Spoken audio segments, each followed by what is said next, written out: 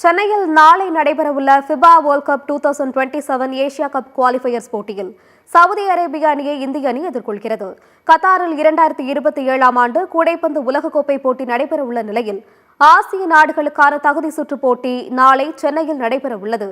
இது தொடர்பாக இந்திய கூடைப்பந்து சம்மேளனத்தின் தலைவர் ஆதவ் அர்ஜுனா செய்தியாளர்களை சந்தித்தார். அப்போது பேசிய அவர், இளைஞர்களின் சக்தியை நாம் விளையாட்டின் பக்கம் திருப்பும் போது மது மற்றும் போதைப் பொருட்களின் பயன்பாடு குறையும் என்று குறிப்பிட்டுள்ளார்.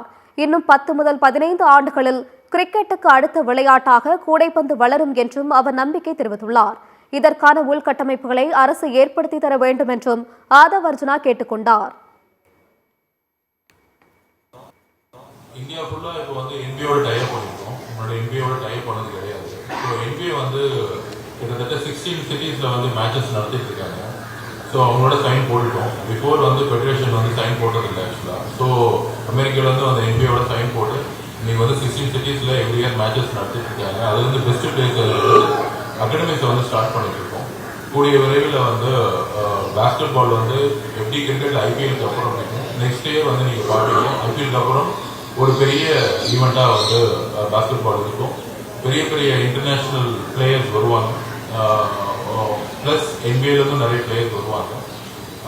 ஒரு இந்தியாவுக்கு வந்து ஐபிஎலுக்கு அப்புறம் ஒரு பாஸ்கெட் பாலில் இந்த நேஷனல் லீக் வந்து ஒரு பெரிய லீகாக இருக்குன்றது